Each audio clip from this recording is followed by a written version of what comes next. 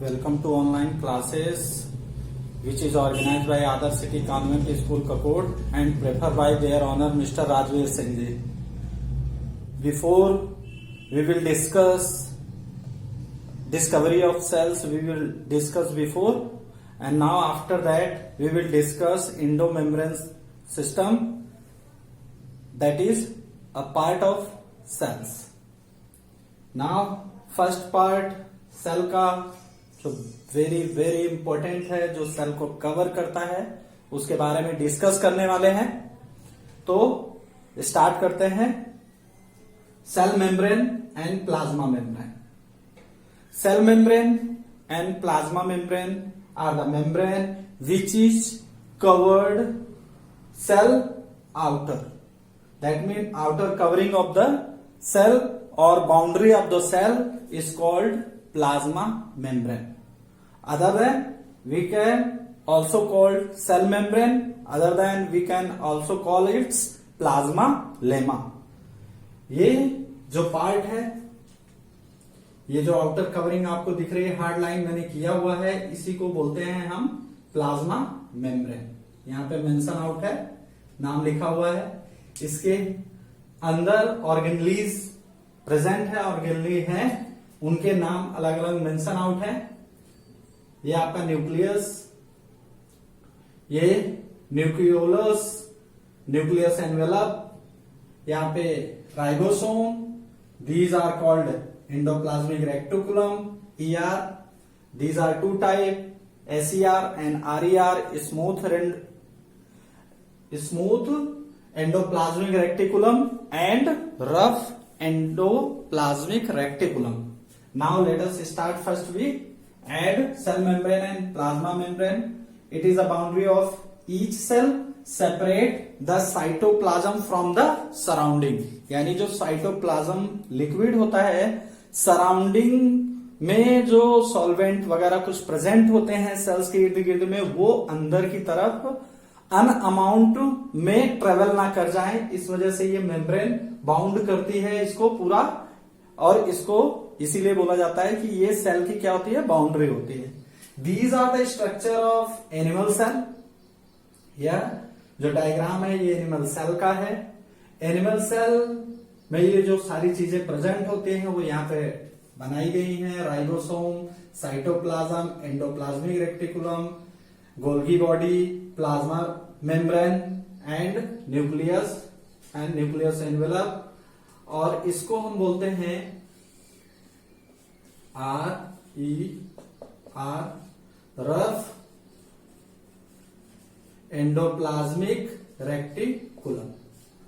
Rough endoplasmic reticulum और endoplasmic reticulum थोड़ी देर से डिस्कस करते हैं.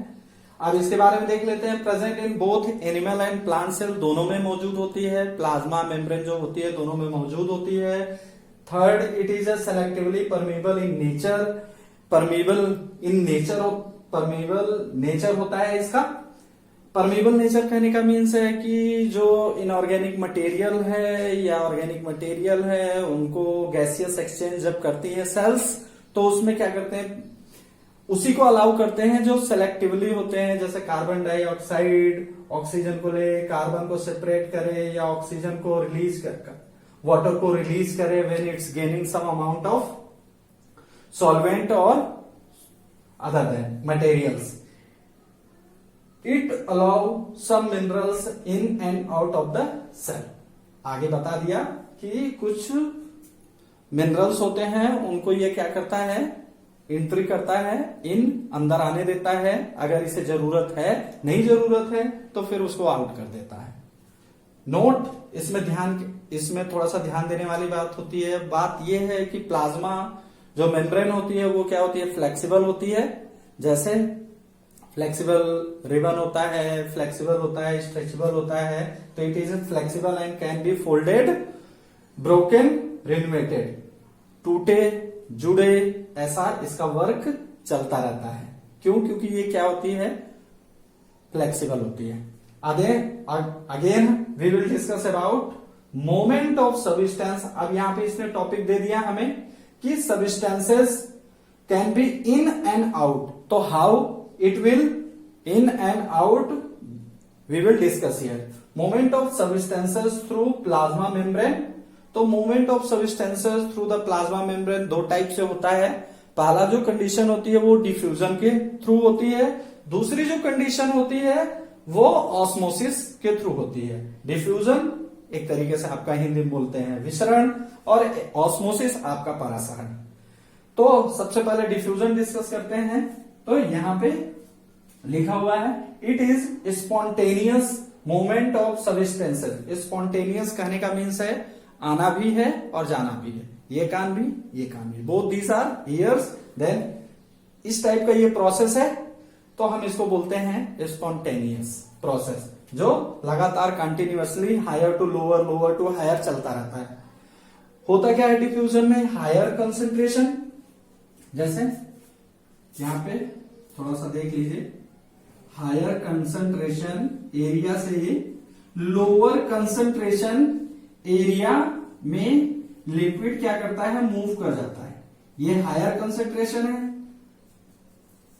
हायर कंसेंट्रेशन, हायर कंसेंट्रेशन से लोअर की तरफ क्या करता है?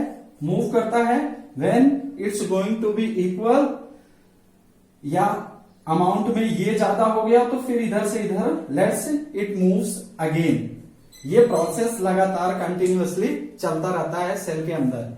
It is a spontaneous movement of substances from higher concentration region to lower concentration areas. Higher concentration region to lower concentration region का मीन्स है कि एक तरीके से जो सॉल्वेंट है, जैसे वाटर है. अब यहां पे सेल है, ये सेल है. अब यहां से हायर कंसेंट्रेशन इसको क्या किया? यहां से मूव किया. हायर कंसेंट्रेशन वाटर यहां से मूव किया. अब सेल को नीड है तो दे कैन बी अलाउ. अब नीड नहीं है तो वो क्या करेगा? इसको लूज कर देगा.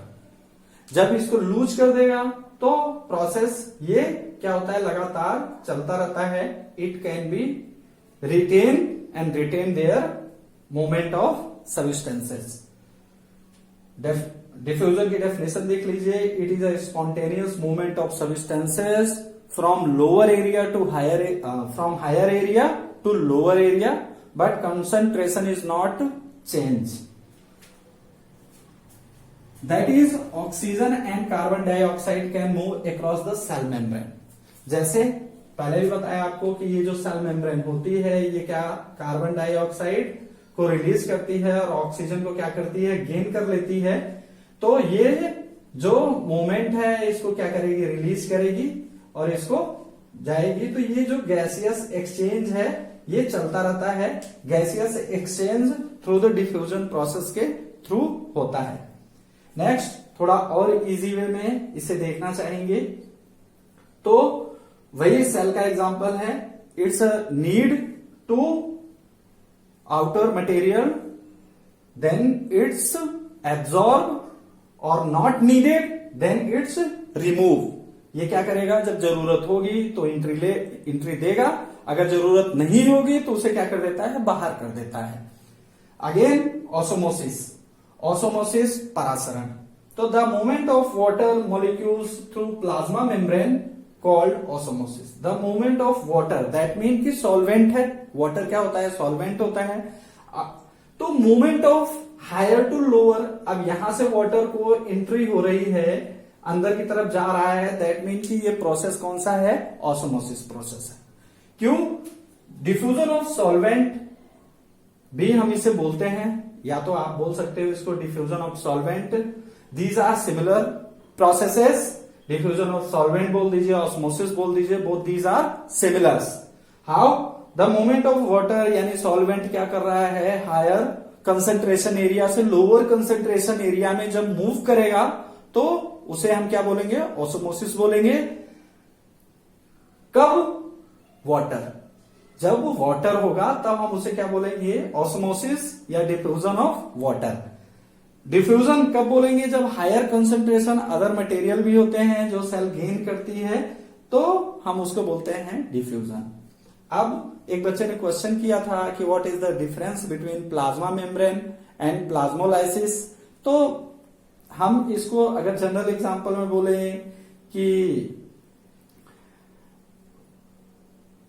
डिफ्यूजन प्रोसेस और एसोसिएटिव प्रॉपर्टीज दोनों में डिफरेंस क्या है, तो एसोसिएटिव में ऐड होता है अमाउंट, और डिफ्यूजन में क्या होता है, lower to higher, lower to higher, higher to lower, lower to higher, मतलब जहां उसकी अमाउंट इक्वल हो जाएगी या एक्सेस में चली जाएगी वो क्या करेगा, वापस से मूव करने लगेगा। अगर यहाँ अमाउंट इक्वल हो गई कंसेंट्रेशन की तो फिर ये क्या करेगा, मूव करेगा। Neither can be neither cell can be grown excess neither shrink minimize, ना तो ज्यादा स्वेल करेगी सेल और ना ही ज्यादा श्रिंक होगी, सिकुड़ेगी। अब क्वेश्चन था तो अब उसका आंसर सुन लीजिए। जो आइसोटोनिक प्रोसेस होता है